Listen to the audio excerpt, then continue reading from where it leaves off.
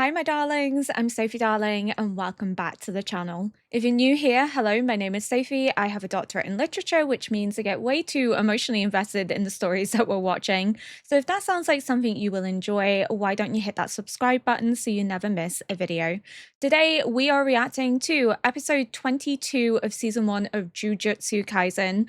We are so close to the end of season 1. I think after this, there's only 2 more episodes than the movie, then season 2, and then season 3. I think season 2 is meant to be quite short, so I'm a little sad that maybe after season 1 everything's going to go a lot faster, that we're not going to have as much content, especially because this has been such an enjoyable journey watching the show and experiencing it for the first time.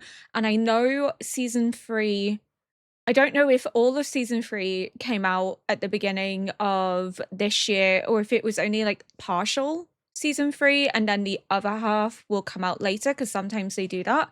But yeah, it's just kind of sad that the longest season is season 1, but I am looking forward to watching the movie and hopefully learning more about Geto and his background, especially his connection with Gojo and also Yaga, because as we saw in the last episode, Yaga was talking about regrets and then had a flashback to Geto. He is regretful of something in relation to Geto. So Geto fascinates me. Need to learn more about him. In general, the show is just fascinating. I really loved last episode getting to learn more about all the students, especially the baseball scene.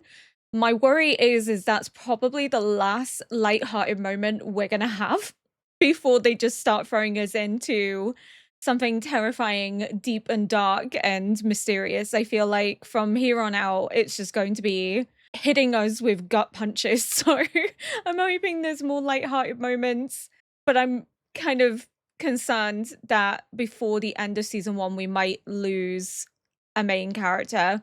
And if it's going to be anyone, it's going to be Nobara or Megumi, because Itadori has already died. Previously, we've had the fake out with him, so I don't think they're going to do it again with Itadori, but who knows? It's too warm. It's getting really, really humid. And it's not the heat. I can deal with the heat, it's the humidity. That's what's annoying me. So I have a fan blaring, I have a cold can of Dr. Pepper, and we're rearing to go with episode 22. So let's get into it. だから開きっぱなしなんだよ、オートロックのドアが。何回も言わすなよ。先週も言ったよな。 Oh, I don't like that. Oh, it's flickering. Oh my god. Oh, that's foul. Oh, I didn't like that. 8月横浜、島田治、9月名古屋、大和博士。3人とも同じ状況で死んでるんすよ。自宅マンションのエントランスで呪霊による刺殺。Oh, that's so weird. 死ぬ数週間前から同じ苦情を管理会社にチクってる。オートロックの自動ドアが開きっぱなしだって。他の住人に心当たりはなかったっす。Oh, okay. 同じ呪霊にやられたんですか? That's really unusual that it's not all in the same location. You would expect it to all be in the same apartment building. センサーじゃなくて、ドアオペレーターの方が呪霊の影響でバカになったみたいっす。おー、オペレーター。Doors are almost like gateways. It's like inviting people in. So maybe it's symbolic of like inviting the curse in, especially with it like messing with the doors. 3人とも同じ中学に2年間在籍してたっす。Oh! 昔3人が同じ呪いを受けて、時が経ってそれが発動したって感じ? That's so unusual. But we also know that when Yoshino's mother died with the cursed finger that Geto and Mahito had planted, he thought that someone in his school had cursed him and that resulted in his mother dying. So we do know it's possible that curses can be like directly targeted towards you if you plant cursed objects. But this is so unusual in that they're all in different locations. None of them live near each other. They all have been killed in the same way, so they think it's the same cursed spirit. But the only thing that connects the three of them is that they all went to the same middle school. But also the curse is really delayed. So like, why has it taken the curse so long to kill them? But also, it's very unusual for the curse to be moving locations unless there's a curse object that all of them seemingly have that's able to bounce between. But the fact that it's just able to show up in their exact location, messes with the door each time, it's weird. It's very odd. We've not seen anything like that before. で、今からその中学と3人の被害者の共通の知人に話を聞くので、3人にも術師視点でいろいろと探ってほしいっす。すげえ釘先。どうせ She's like, I'm so smart. 葬式。ここがその知人の家？ Oh, he's dead. So there's 4 now. これは参ったっす。他の3人と同じ死に方っす。 Yeah, so there's 4. But they all went to the 実家 same 暮ら middle しなんで school. オートロックじゃないんすけど、玄関の前で殺されてるっす。以前から一人で帰宅した際、鍵が開いているのにドアが開かないと。 Yeah, so it keeps coming back to this door again. It's like inviting evil in somehow, like symbolic of evil being invited into your life in that the door has been left open. とりあえず先生にアポ取ったんでお願いするっす。了解。おわかりやすいのがいるわね。ぶん殴って構成させましょう。 Wait, they're students? お They're where? How old is middle school? お疲れ様です。何よ、わかってるじゃない。 How old are middle school students supposed to be? Because they don't look like middle school. 卒業ぶりですね At least in my head. They know Megumi. Did he go to the school? ここ。それもそうじゃねえだろ。お前中学で Why 何 didn't し he た？ say あい anything? つらに聞いた方が早いな。 He really doesn't want to let people in, does he? He's really like closed とい off. うかこの辺の不良半グレその他もろもろ伏黒さんにボコられてますから Oh, he was a menace. Like, I'm gonna say nothing. Oh my goodness. なんだ君たちは白鵬の生徒が入っちゃいかんあんたこそ何よ。公務員さんだろ。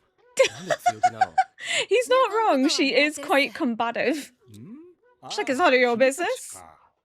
伏黒君か My god, even he recognizes him. Oh, the little blush. られてる。 Everyone recognizes him. 武田さんは正規の方なんで。じゃああと任せたっす。職務放棄。 She's like, I'm out. You've no need for me. You investigate here. Bye bye. So, what is the connection? They all went to the same middle school, but how have they all been cursed? 伏黒君ほどではないが問題児だったからね。何が聞きたい？変な噂。黒い He's a 噂 problem 悪い大人と child. の付き合い。イエーイもうあと罰当たりな話とかある。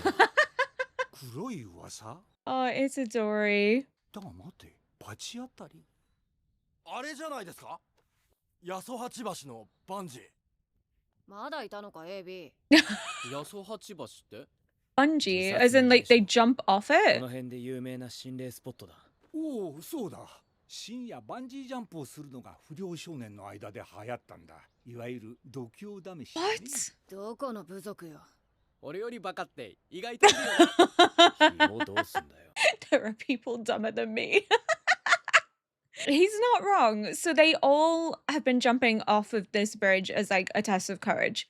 So the location is a notorious suicide spot, meaning it's got a reputation for being haunted, aka all that negative energy and fear probably has manifested in this like curse that is potentially then targeting those that jump off it, because that's the only thing that connects them.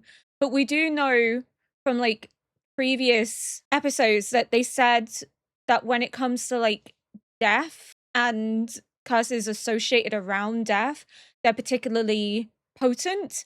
So maybe that's why the curse has attached itself to so many people, is because it's quite like a potent curse because of all the suicides happening in that spot, especially because it's been manifested from either the suicides themselves or the fear in connection to the bridge being haunted. But then what if there's more than one curse though? Because maybe the curse that's formed is the one that's associated with the fear of it being haunted. But then another curse could have been born from the suicides themselves, like the fear of death or like the malcontent of those that are choosing to end their lives. So maybe there's more than one. 親世代の先輩とかが話してんのを聞いただけで。ある日カナダたち4人が無断欠席をしてね。そう珍しいことではなかったんだが、家に連絡してみると前日から帰ってないというじゃないか。そしたら橋の下で倒れているのが見つかってね。 Oh, 大 that's 説教にな weird. ったが、本人たちは何も覚えていないの一点張りだ。 Oh, that's terrifying. So they woke up under the bridge. But how did they end up under the bridge? Because surely if they're bungee jumping, they would need to have something wrapped around them, so all four wouldn't be on the ground. でも行ってみるしかないわよね。そうっすね。 That's so weird. 学校にいた時はいろいろ世話になってたんでな。積木くんは元気か？はい。 Who? 積み木って誰？姉貴。はあ、あんた Oh, is that the girl we've been seeing? そうだそう I だ。 thought that was like his mom or something. So that must be his sister. 壊せないんだよ。特急ともなるとね、生命を止め、他に害をなさないという縛りで存在を保証する。 What's he gonna do with ス them? クナの指は有害じゃんか。呪物となって、その上20に分割してもなお、時を経て呪いを寄せる化け物だよ。それゆえに、器を選ぶ。じゃあ、こっちは誰でもいいわけだ。 Whoa, whoa, whoa, whoa, whoa. Hold up a second. Hold up a second.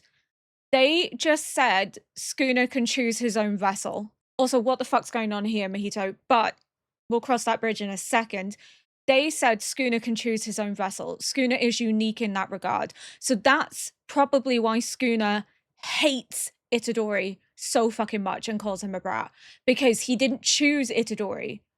Itadori consumed his finger, and this 1 in a million chance happened where Itadori can contain Sukuna. He can keep him locked within him, so he's not an ideal vessel. An ideal vessel for Sukuna is probably somebody that he can take over. He can warp and use their body however he pleases. Itadori isn't that, which is why he keeps calling him a brat, and he's really just kind of annoyed and frustrated with him. So, like, what are the chances, though, that Itadori would be somebody that could control Sukuna? So how has that come into effect? Because I always thought it was weird that Sukuna looks like Itadori, and I didn't know if they were just symbolizing the fact that because Sukuna's in his body. But that also wouldn't make sense because we saw Sukuna in like a flashback to when they were talking about him as like the king of curses, and he still had like the same hair color as Itadori. So like, surely if there's no connection, why do they look alike? Because they would have shown Sukuna as who he was. So the fact that they're showing him looking like Itadori is because that's what Sukuna actually looks like. They look alike, not that it's merely to symbolize that Sukuna resides in Itadori's body, because they wouldn't need to then have them look alike because Sukuna was his own being, his own person at some point. Okay, so that's insane. So what the fuck is Itadori's background then? Because if Itadori is able to keep Sukuna contained, he's not the ideal vessel for Sukuna, but he is the ideal vessel for anyone that wants to contain Sukuna. But how did Itadori become a vessel? Is it just random luck? Because it's like a 1 in a million chance, Megumi said. So how has this happened? Because Itadori clearly wasn't picked by Sukuna, because Sukuna's not happy about the dynamic. And then they're saying that anyone works for these death wombs that are also, it was like death, I think it was like womb death portrait or something that they were called. But if anyone works for these, it means they can put them in any body and it will work. But if somebody eats Sukuna's finger, Sukuna makes the decision whether he wants to be a vessel in their body. bar Itadori, because initially when he emerged, right, he was like, oh my god, yes. And then Itadori got him back under control, like wrestled him back and regained control of his body, which to me isn't what Sukuna wants. So I don't think Sukuna picked Itadori. It just was weird happenstance that Itadori could consume Sukuna's finger and survive it without Sukuna picking him, which then raises so many questions as to how Itadori was able to survive it without being picked. But it also then means that Sukuna can choose any body to be his vessel, but he has to choose them. So if they consume a finger and Sukuna goes no, then they'll probably die. But if he says yes, then he'll probably take over the body. Whereas this is different. This is, I'm thinking too much into this, I think. This is, anyone can consume these wombs and they'll become a vessel for the special grade, because the wombs have the ability to become special grades. I think I remember from like the juvenile facility. So that was the last time we saw the wombs. So it sounds like he's gonna put this in this guy, but is torturing him for the fun of it for no fucking reason. But okay, Mojito, just I don't expect anything less from him at this point, especially because we've already seen him warping humans to his own pleasure. So I don't find this really shocking to me. So he's going to make him into a vessel, but then he still has two others. So is he going to use the other two at some other point? Or what? Are the other two to do with what they're attempting to do in Shibuya in October? Like, what's their plan with these? Are they going to be used against Gojo? Are they going to be thrown at Itadori? Are they going to be just held in reserve until they need them? I don't actually know. But oh, whoa. So we keep seeing this flashing to Megumi and Sukuna talking about how like it's a waste of talent. Is he wanting Megumi as a vessel? Because why else is he interested in him? We've been wondering why he's interested in him, why he's so like fixated on Megumi, why he wants to stay around, why he wants to make this pact with Itadori. And I kept being like, what does it benefit him? Like, what's the benefit? Why does he only need a minute? And why has he only sworn not to kill? He's going to try and get Megumi to be his vessel. He only needs a minute because he needs to try and get into Megumi's body somehow. But then that would mean Megumi has to eat a finger. But then that would make sense because he keeps fixating on Megumi's techniques, his abilities. He wants Megumi's techniques. He sees himself as being able to wreak havoc and devastation. Oh shit, that's not going to happen though. Itadori's, well, I was going to say Itadori's not going to let that happen, but if Sukuna chants, I can't remember what that word is. Was it expansion? He has to chant, and then he gets control for a minute. Itadori can't really do anything because he's bound by this pact, but Itadori doesn't know this pact exists.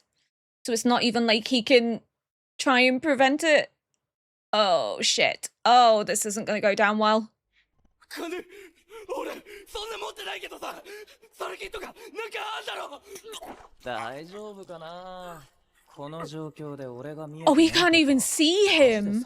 Well, yeah, he's a curse, but so all this is happening to him and he has no fucking clue. Oh my god. That's foul. But it's made 10 times worse by the fact that he actually doesn't know what's going on. He's just being manhandled by something he can't even see. But surely,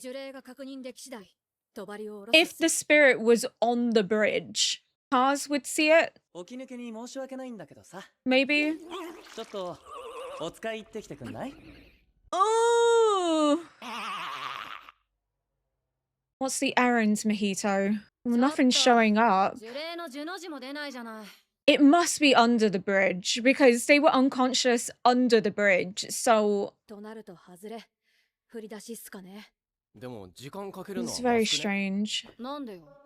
だって有名な心霊スポットなんだろ呪われてる人はまだまだいるかもしかも今のところ致死率 100% これ以上人死には勘弁だろ確かにねピコ流行ってたのはバンジーっすよね。飛び降りるって行為が鍵なんじゃないですか。 Maybe. って言った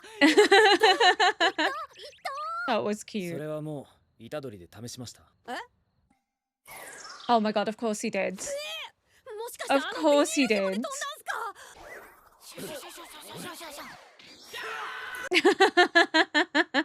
He's not been cursed, so I mean, can't be jumping off the bridge then. 姉ちゃんです。よかった。覚えてくれてて。森下さんって近所でお葬式やってて、その人と八十八橋のこと調べてるってこの子に聞いたから、何か関係あるのかなって。She's like, say nothing. 関係ない。俺たちはただ。私言ってるの。中二の時。 Oh, now she's scared that she's cursed. 最近何かお家で変なことないっすか。家族の中で自分だけが感じる違和感とか。私の家、地方のアンテナショップやってるんですけど、私が帰る時だけお店の自動ドアが開きっぱなしな Oh んです。 no. That's exactly what was happening with the others. No. Oh my god, so she's cursed as well. 怖くて。そんな時、 My god, just how many in this school are fucking cursed at this 八 point? 十八橋のこと思い出して。自動ドアの話はいつ頃からっすか。ちょうど1週間前から1日おきくらい。被害 That's 者 so 4人とも weird.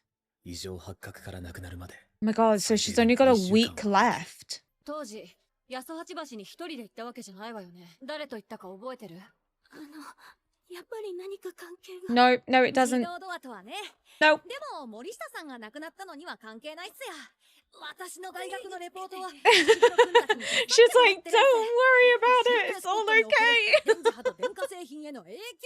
でもいろんな人の話聞きたいか So ら。 tell us who you were with so we can interview them. 嘘つくからには助けないと。 Yeah, I don't think she'd be able to kind of live with herself if she ended up dying and they lied to her. そうだ、伏黒くん。あの時、積木さんも一緒にいたよ。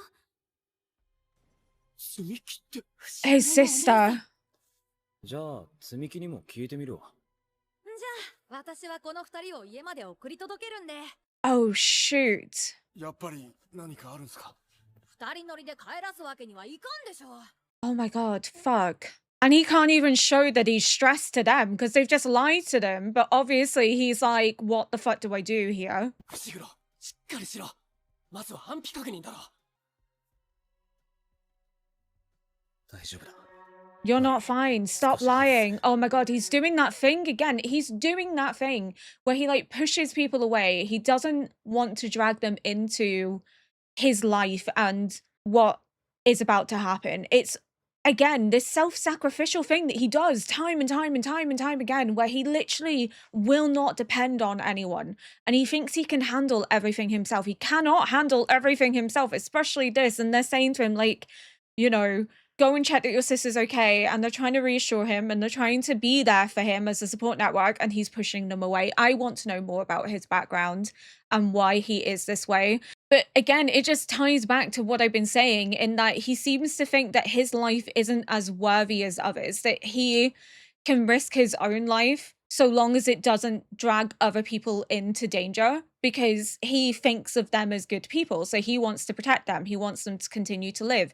But for some reason, he doesn't think that his life is as worthy. He thinks of himself as not necessary to save because his job is to save others that deserve it rather than himself, which infers that he doesn't believe he deserves to be alive, which is just, I don't understand what's made him feel that way. But he's pushing them away again. 事情はわかりました。積み木さんの護衛ですね。ですが、今手の空いているのが2級術師の方だけで、被呪者の数がこちらの想定よりずっと多いとなると、呪いの等級も見直さねばなりません。Oh, shoot. So it's more dangerous than they expected. 成長を加味した上で割り振られた任務、そこからさらに危険度が上がるとなると、2級術師の手には余るかと。Oh, shit. 皆さんも同様危険です。個人的には撤退を進めます。 He's not going to. It's his sister. He's not going to. もう3人でも危険な任務だ。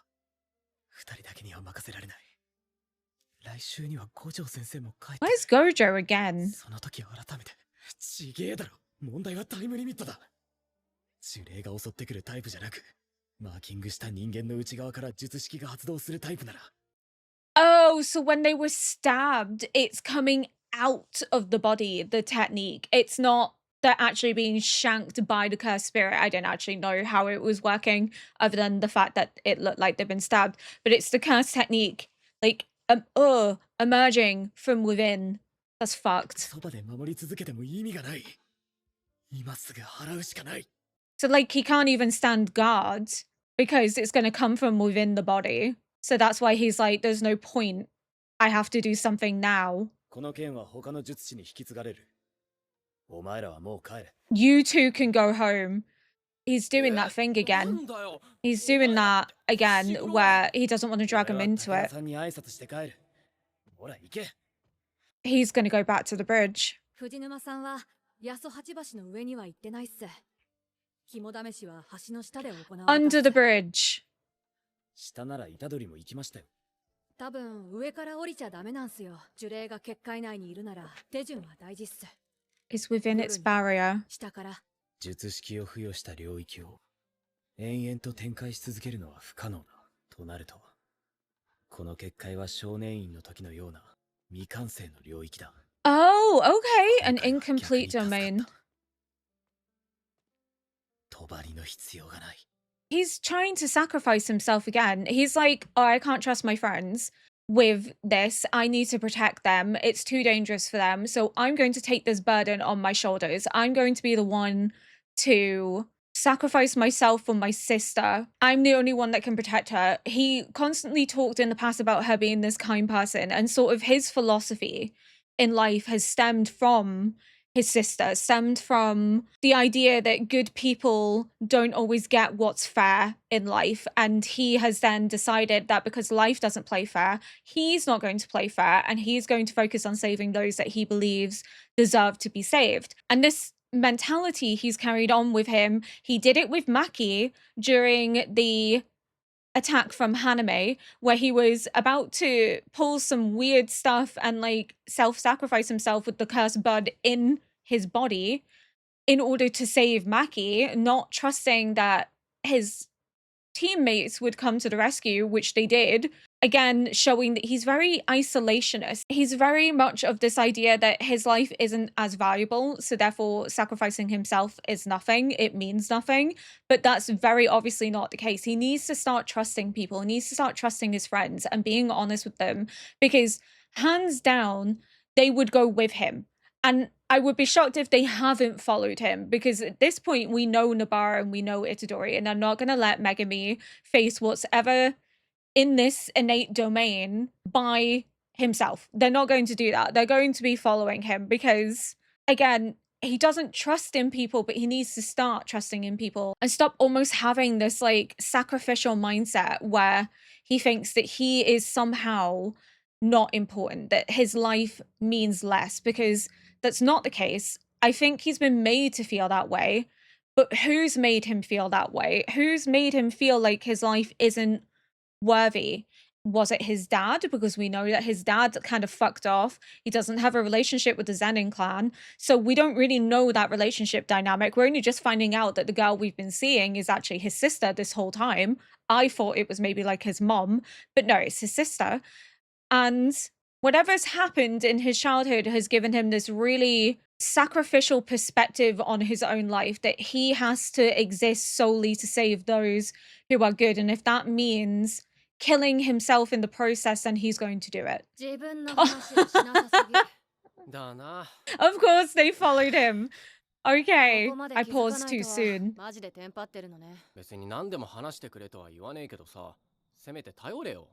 Thank you. 友達だろ。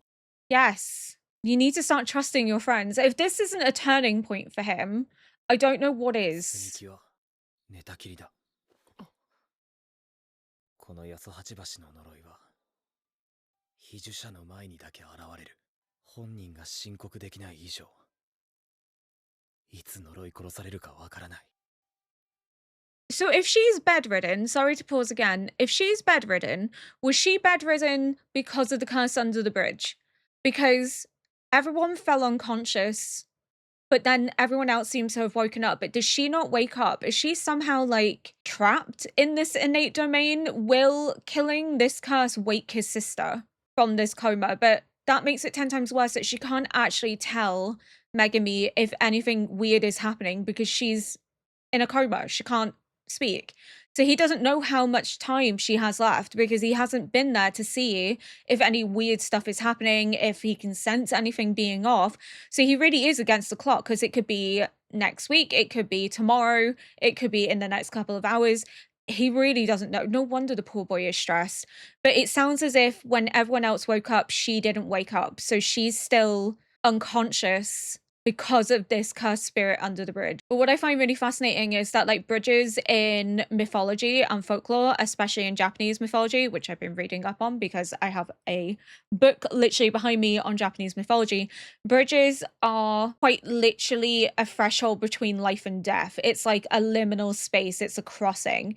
So it's almost like when they're going under the bridge, they're crossing into this liminal space, which is maybe the innate domain of the cursed spirit. And the cursed spirit's not killed them, but it's placed a curse on them, which is then festered for so many years and then is only impacting them now. Why has it taken so long for the curse to suddenly start killing them? That doesn't make any sense to me, but I do find it interesting that we have open doors as symbolism for inviting evil in, which is essentially what they did when they crossed under the bridge. They invited something into their lives that has then gone on to wreak havoc and subsequently kill them. And then crossing under the bridge is crossing between life and death, the threshold of life and death. So, you know, when they're crossing under the bridge to test their courage, they're actually crossing into this third space, this liminal space, which is then resulted in them being cursed. So it's quite interesting how it all like connects with each other.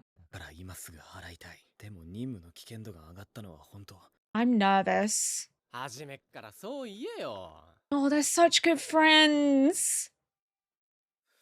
They're like, we have your back, we get it. 夜に下から。それからもう一つ。峡谷の下に川があるかも。So it has to be over the river. Yeah, so they said crossing a river symbolizes the afterlife, whereas in my head it's the bridge, because the bridge...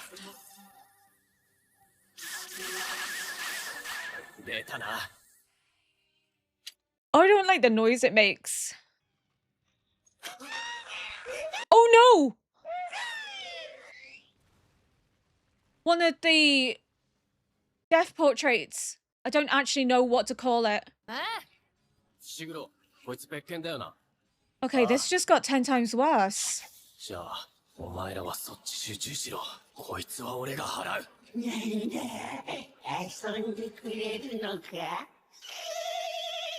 Oh, I'm stressed. Oh, I'm fucking stressed. I need Juju Stroll.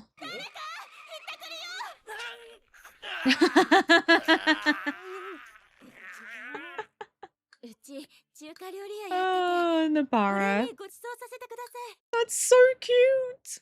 4代続くこの店も本当は父の代で畳むはずだったんですけど、私がわがまま言って続けてるんです。Oh. 残したかったんですよね。この店、この味を。To honor her dad. That's really wholesome. お待たせしました。当店自慢。 That looks really good. Imagine they went it shit after hearing all that. They were like, it actually was awful. Like it didn't taste good. That would be awkward. So they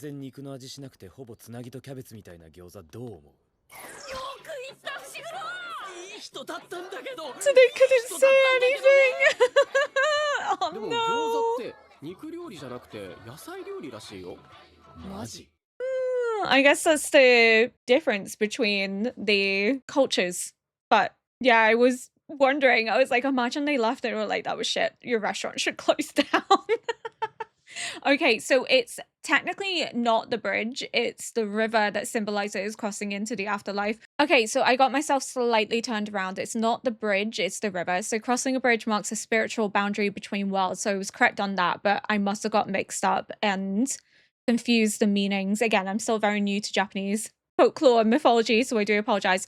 But the Sanzu River in Japanese Buddhist folklore, the boundary between the living and the dead. While the virtuous souls cross the bridge over this river, lesser souls must wade and the absolute worst sink into snake-infested waters beneath. So the point essentially is them symbolizing that it's like crossing into a new dimension, a new threshold. So unknowingly, the students have crossed under the bridge, jumped over the river, and entered into this innate domain of this curse without realizing. And then it's cursed him, and then for some reason, it hasn't triggered that curse until years later. It also didn't kill them at the time. That's so strange. That's so unusual. And I think that's what's throwing me, is why I'm kind of a bit lost and confused. Again, don't explain anything to me because I imagine it will all begin to make sense in the next episode when we get a bit more context. But I just find that so peculiar. We've not seen a curse yet wait years before enacting itself. But I did like that this almost felt like a ghost story, almost like we didn't really get any answers until like towards the end. We were trying to figure it out ourselves. It was kind of menacing in that regard because we're trying to figure out what the hell is happening. The curse is acting in a way that we haven't seen curses act before, and that was also the striking thing, was none of the victims are in the same location. All of them have experienced open doors. In Japanese mythology and Buddhism, opening doors represents the intersection of the spiritual and physical worlds, as well as the transition from darkness to enlightenment. It's symbolic of this threshold, of how thin the lines are between the world of curses and our worlds, that there's not much that divides us, that we're always in contact with them, we're always around them, whether we know it or not, which is terrifying. We also had the vessel that Mahito has created show up. So this is the errand that he sent the vessel on. But there's two others, but he hasn't used them because they were still in the jar. So we don't know if they'll come into play in season 1 because there's only 2 more episodes of season 1 left, or if we're going to wait until season 2 to see them. We have Megumi finally seeming to realize that he can't bear the weight of this alone, that he has to start depending on his friends and trusting his friends and understanding that they have his best interests at heart. They're not going to run from this. If they can support him, they will support him. But he seems to want to shoulder the burden alone. He doesn't want to drag anyone into his mess. I think the smile when Itadori says, well, we're friends, aren't we? Is him maybe realizing now that he has to trust others, because he did this with Maki. He tried to sacrifice himself for Maki. He's tried to sacrifice himself again and send his friends away. And they're calling him out on it, being like, stop, you need to let us in. You need to trust us. We're a team. We're friends. Friends support each other. There's a sense of community amongst jujutsu sorcerers. But Megumi seems to not really understand that, more as in maybe he's never really had a sense of community because he didn't grow up in the Zenin clan. His dad seems really absent. We don't know about his mom. His sister's been in a coma. So she's likely been in a coma for years at this point. So he's used to being alone. He's used to not having anyone to depend upon. But I also think maybe it comes down to guilt. Maybe he feels like what happened to his sister should have happened to him, that she didn't deserve what happened to her, and if he could take it away from her, he would. And with that kind of comes this idea of maybe fear of getting close to people. If the person you are closest to, which is his sister, that he thinks is kind and caring and deserves everything good to happen to them in the world, and she ends up falling into a coma and it's a cursed coma, he's going to be reluctant to get close to people again out of fear that something might happen to them. So he's trying to protect people because he doesn't want to get hurt, but at the same time, he's also protecting people because he believes his life isn't as important, that he can offer more in dying than he can in life, and that's just so incredibly tragic. We also got context into Sukuna and how Sukuna can choose his own vessel, which just raises so many questions as to why can Itadori keep him under control? Because he didn't choose Itadori. So how is Itadori able to do that? That's what doesn't make sense to me right now, because he didn't choose Itadori. He's pissed off that Itadori can contain him. Itadori is kind of like a prison. Like, he keeps him locked up. He can't get out. So he's going to search for someone who would make the ideal vessel because they're strong and powerful. And Megumi, since he fought Megumi right at the beginning of season 1, he's been fixated on him, and he said, what a waste of talent. Now that we know he can pick a vessel, it's Megumi he's gunning for. 110%. It makes so much sense. It just connects all the dots as to why he is fixated on him. I am so scared for the next episode, because we don't just have that one cursed spirit, we have the vessel of the death portrait, which is going to be incredibly strong. The danger level has gone massively up, and we've only 2 more episodes of season 1 left, which makes me worried that we're going to see them really get into trouble and really struggle, because again, yeah, they've grown and they've learned and they've got stronger since the juvenile facility, but against a death portrait vessel that was being kept at the school, I don't know if they're that strong. Maybe it could be that this is to show us their growth, you know, like a juxtaposition to how they were at the juvenile facility against their first special grade, where they really, really struggled and they couldn't overcome it, and it was only because Itadori called out Sukuna that they were actually able to succeed. And this is now meant to maybe show how far they've come, how far they've grown, especially Itadori, that Itadori can now do it himself without having to rely on Sukuna to resolve the situation. That could be it. It could just be a juxtaposition of like, look how far they've come, look how far Itadori has grown, look how confident he is in himself now, that he's meeting this death portrait head on without fear and has the confidence that he can manifest cursed energy to actually overcome this obstacle. So it could be that. I'm crossing my fingers it is that. I think we're going to have a few tense moments of like, oh my god, are they going to die? But overall, I think they're going to be successful. I'm hoping. Gojo's gone somewhere again. Gojo's out on a little mission. Is he trying to maybe track Mojito and the fingers? Maybe he's looking for evidence. Very coincidental timing that Gojo is out and about on a mission. Maybe that is what he's doing, but I guess we'll have to wait and see. Thank you so much for watching. If you enjoyed this react, please consider liking, subscribing, and leaving a comment below to help boost this video into the algorithm. And until next episode, bye!